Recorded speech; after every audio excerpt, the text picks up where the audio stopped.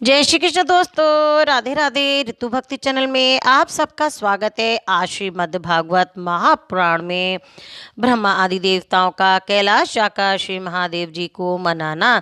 श्री मैत्री जी कहते हैं, विदुर जी, इस प्रकार जब रुद्र के सेवकों ने समस्त देवताओं को हरा दिया और उनके संपूर्ण अंग प्रत्यंग भूत प्रेतों के त्रिशूल, पट्टेश, खड्ग, गदा, परित और मरुदगर आदि आयुधों से छिन्न भिन्न हो गए, तब वे ऋत्विज और सदस्यों के सहित बहुत ही डरकर ब्रह्मा जी के पास पहुंचे और प्रणाम करके उन्हें सारा वृत्तांत कह सुनाया।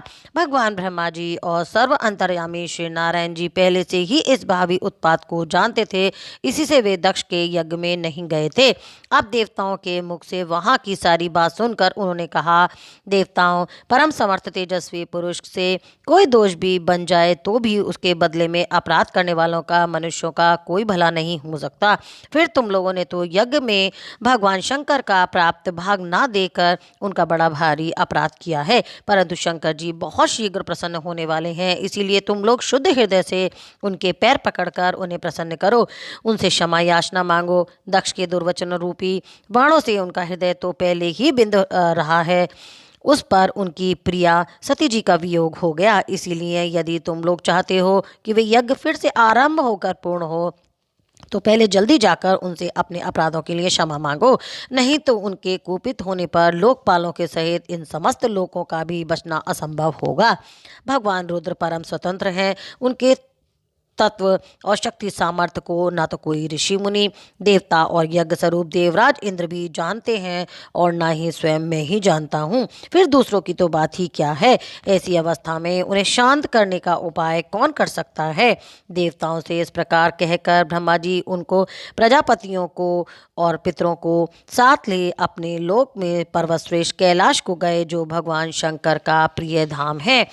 उस कैलाश पर औषधि, तप, मंत्र तथा योग आदि उपायों से सिद्धि को प्राप्त हुए और जन्म से ही सिद्धि देवता नित्य निवास करते हैं।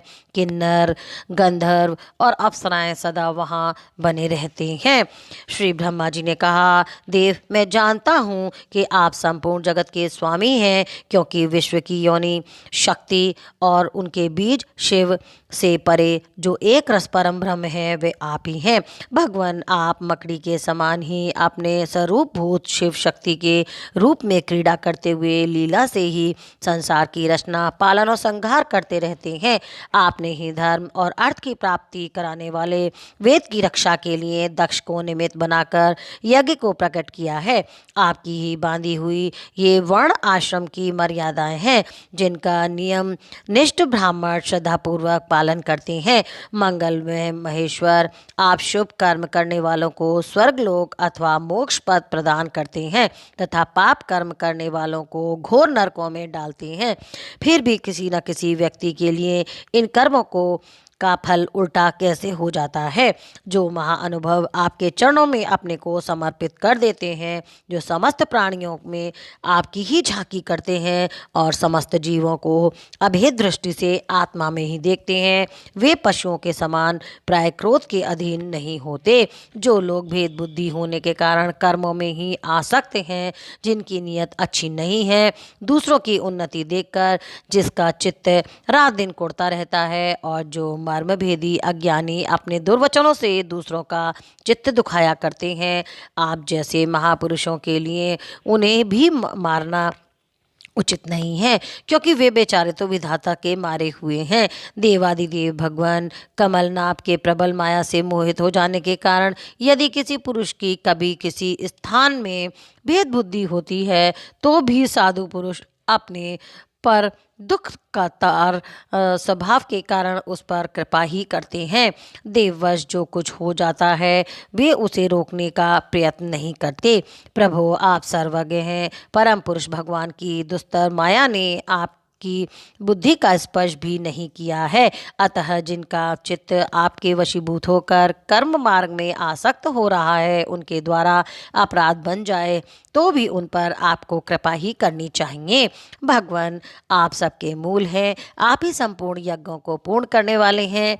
यज्ञ भाग पाने का भी आपको पूरा अधिकार है, फिर भी इस दक्ष यज्ञ के बुद्धिहीन याजकों ने आपको यज्ञ भाग नहीं दिया, इसी से ये आपके द्वारा विध्वंस हुआ। अब आप इस अपूर्ण यज्ञ का पुनर्उद्धार करने की कृपा करें। प्रभु ऐसा कीजिए जिससे यजमान दक्ष फिर जी उठे, भगवत देवता को नेत्र मिल जाएं, भृगु जी की दाढ़ी मूछ आ जाएं और पूषा के पहले के समान दांत निकल आएं। रुद्रदेव अस्त्र शस्त्र और पत्थरों की बौछारों से जिन देवताओं और ऋत्विजों के अंग प्रत्यंग घायल हो गए हैं, आपकी कृपा से वे ठीक हो जाएं। यज्ञ संपूर्ण होने पर जो कुछ शेष रहे वे सब आपका भाग होगा। यज्ञ विध्वंसक, आप ये यज्ञ आपके ही भाग से पूर्ण हो। इति श्रीमद्भागवते महापुराणे पारमहंसाय संहितायां चतुर्थे स्कंदे रुद्र सांदवन नामक षष्ठमोध्याय संपन्न। बोल कृष्ण भगवान की जय। ओम नमो नारायण भगवते वासुदेवाय नमः।